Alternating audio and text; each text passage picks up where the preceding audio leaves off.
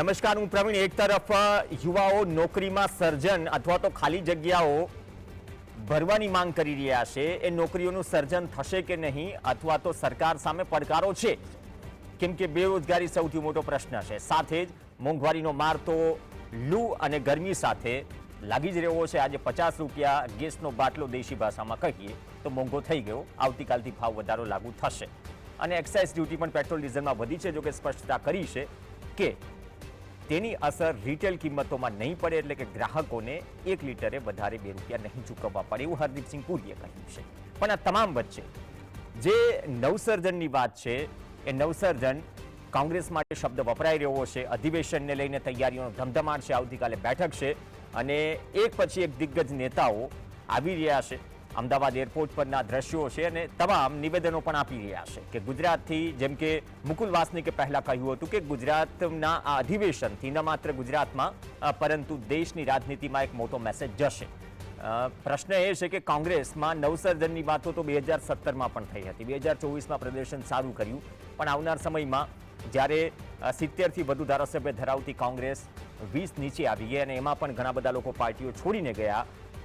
આ તમામ વચ્ચે આ અધિવેશન આટલા વર્ષો બાદ ઐતિહાસિક રીતે મળી રહ્યું છે અમદાવાદમાં.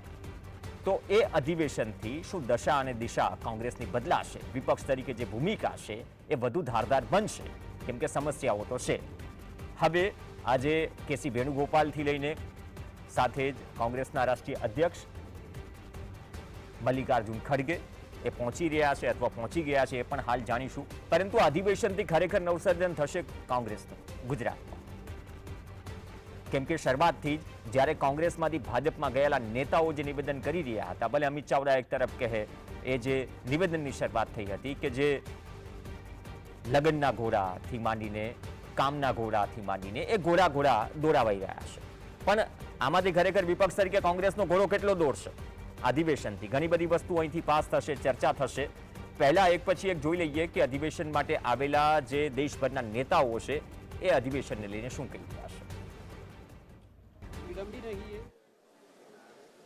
फ्रीडम ऑफ एक्सप्रेशन भी नहीं है, पार्लियामेंट में भी बोलने के लिए मतलब नहीं है.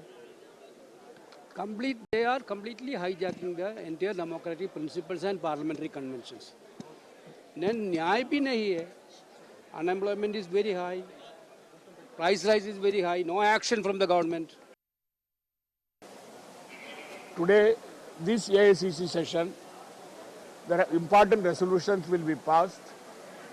In that, we will definitely honor the father of the nation, Mahatma Gandhi ji, and also Sardar Patel, and we will follow the legacy of those leaders. ऐसे समय में जब संगठन को मजबूती देने के लिए लगातार खड़गे साहब, राहुल जी जिला अध्यक्षों भी मीटिंग कर रहे हैं, राष्ट्रीय स्तर पर कमेटी बना के भी उसके रिव्यू कर रहे हैं, तो निश्चित रूप से इस सम्मेलन में बहुत कुछ निकल के आएगा. અમારા સહયોગી ધવલ બારોટ આપણી સાથે જોડાશે. ધવલ, મોંઘવારીની વાત કેસી વેણુગોપાલ કરી રહ્યા છે, અથવા તો કોંગ્રેસના ઘણા બધા નેતાઓ કરી રહ્યા છે. સંગઠનની વાત ચાલી રહી છે. અહીંયા તો બંને તરફ ભાજપમાં પણ સંગઠનમાં ફેરફાર અથવા CR પાટીલની જગ્યાએ કોણ આવશે ચર્ચા છે.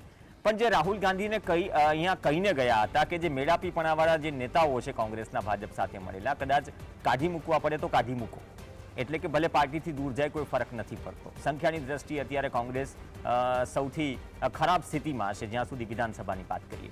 આ અધિવેશનથી શું ગણગણાટ છે? રાહુલ ગાંધીના નિવેદનથી શું જુસ્સો ભરાયો છે અને અધિવેશનથી લઈને મુખ્ય મુદ્દો ઇન્ટરનલી શું ચર્ચાઈ રહ્યો છે અને કઈ પ્રકારે તૈયારીઓ છે અધિવેશનની, જ્યારે આગમન થઈ રહ્યું છે તમામ દિગ્ગજ નેતાઓનું આજે અમદાવાદમાં?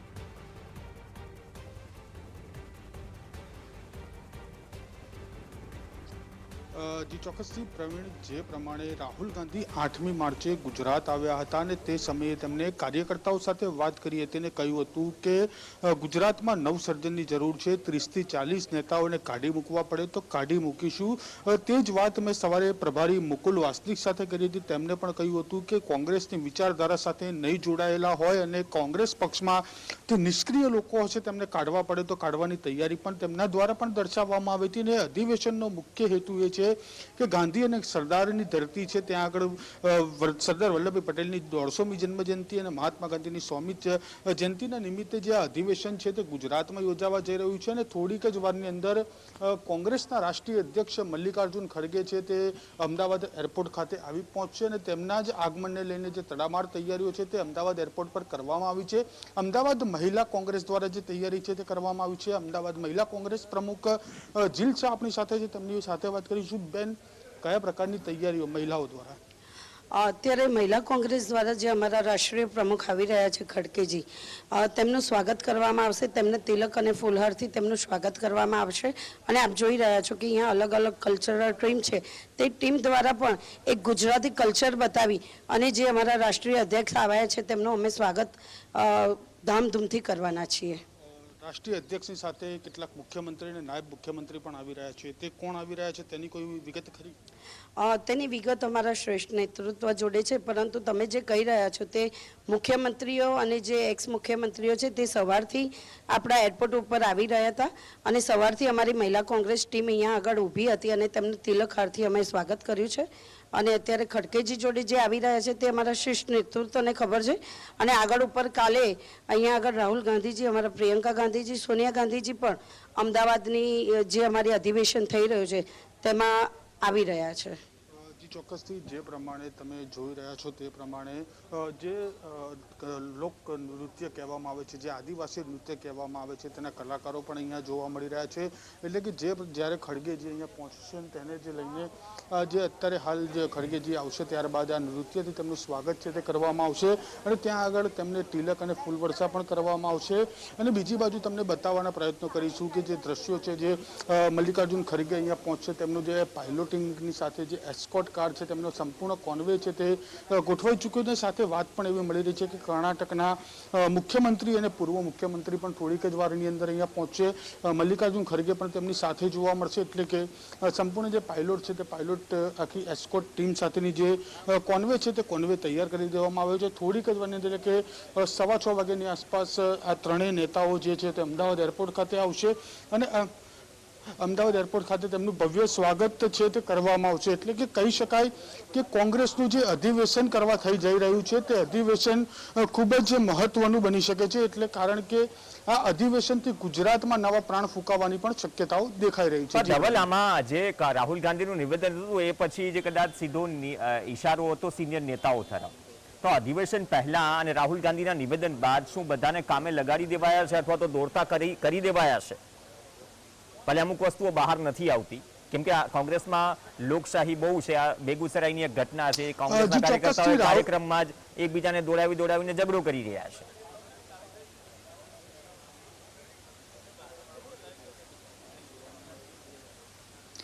જી ચોક્કસથી રાહુલ ગાંધીએ જે સમયે નિવેદન આપ્યું હતું તે સમયે જ જે નિષ્ક્રિય નેતાઓ હતા તેમને આમાં ફફડાટ જોવા મળ્યો હતો અને ફફડાટ બાદ આશરે 4 દિવસ પહેલા જેટલા ગુજરાતના જિલ્લા પ્રમુખો છે તેમને રાહુલ ગાંધીએ દિલ્હી પણ બોલાવ્યા હતા, તેમની પાસેથી અભિપ્રાયો પણ જાણ્યા હતા. એટલે કે જે પ્રમાણે રાહુલ ગાંધી જે લિસ્ટ તૈયાર કરી રહ્યા છે, જે નિષ્ક્રિય નેતાઓ છે, જે પક્ષ વિરોધી કામ કરતા નેતાઓ છે, તેમના માટેની જે લિસ્ટ છે તે પણ તૈયાર કરી દેવામાં આવ્યું છે તેવી પણ સૂત્રો તરફથી જે માહિતી છે તે મળી રહી છે. એટલે કે અધિવેશન પછી પણ મે મહિનાની અંદર પણ રાહુલ ગાંધી અને પ્રિયંકા ગાંધીનો પ્રવાસ, ગુજરાત પ્રવાસ જે છે તે બની રહ્યો છે. તે સમયે ગુજરાતના રાજકારણમાં કોંગ્રેસની અંદર મોટા એંધાણ છે કે જે ફેરબદલ, જે કહી શકાય કે જે સંગઠનના ફેરફાર છે તે મોટા પાયે થઈ શકે છે. અને ભાજપની તમે વાત કરી તો ભાજપમાં પણ સંગઠનના ફેરફારના જે એંધાણ છે તે પણ દેખાઈ રહ્યા છે. આભાર ધવલ સમગ્ર અપડેટ બદલ. તો આવતીકાલથી 2 દિવસનું કોંગ્રેસનું રાષ્ટ્રીય અધિવેશન અમદાવાદમાં અને શક્તિસિંહ ગોહિલે પણ ફરી પ્રેસ કોન્ફરન્સ કરી તેમને રાષ્ટ્રીય અધિવેશન માટે ગુજરાતની પસંદગી કરાય અને ગુજરાતની જે જૂની યાદો અથવા લેગેસી છે તેનો ઉલ્લેખ કર્યો. હવે ગુજરાતમાં અનેક પ્રશ્નો છે, ફરી વાર તહેવારે વિપક્ષ ઉઠાવતું રહે છે અને કોંગ્રેસનું કહેવું છે કે અધિવેશન થકી સામાજિક ન્યાયની લડત લડવાની છે.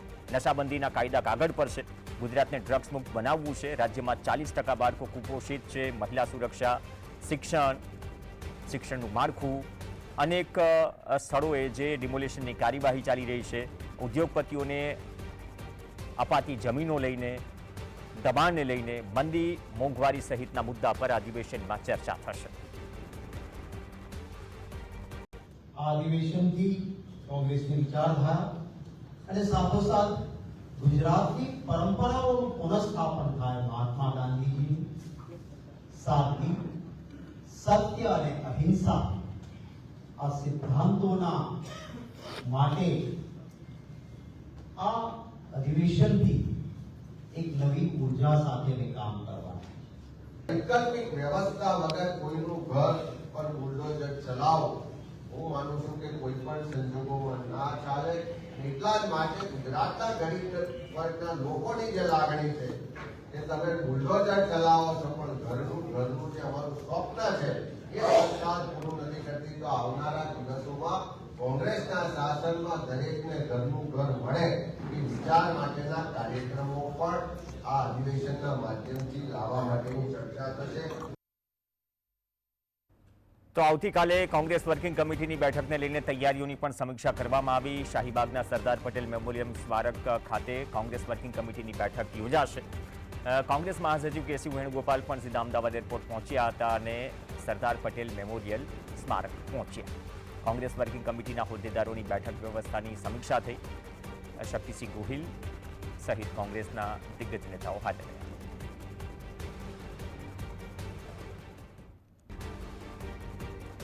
તો રાષ્ટ્રીય નેતાઓ આવી રહ્યા છે અને કોંગ્રેસના રાષ્ટ્રીય મહિલા પ્રમુખ અલકા લાંબાએ ભાજપ પર આવીને સણસણતા પ્રહારો કર્યા। કહ્યું કે ગર્વ છે કે બાપુની ભૂમિ પર આવીશું અને આ અધિવેશનમાં દેશની અડધી વસ્તી સાથે જે અન્યાય થઈ રહ્યો છે, ભ્રષ્ટાચાર, બેરોજગારી જેવા વિષય પર ખાસ ચર્ચા થશે। गुजरात ही ऐसी धरती है जहां से आंदोलन, देश की आजादी, अंग्रेजों को तानाशाह अंग्रेजी सरकार को जो मुकाबला करने का, टक्कर देने का और देश को मुक्त कराने का काम हुआ। एक बार फिर से वो लड़ाई गुजरात की इस पवित्र धरती को इसीलिए चुना गया है। पूरे देश में जय बापू, जय भीम, जय संविधान के नारे के साथ कांग्रेस मजबूती के साथ आगे बढ़ रही है। બ્રેક માટે રોકાઈશું। બ્રેક બાદ અન્ય સમાચાર।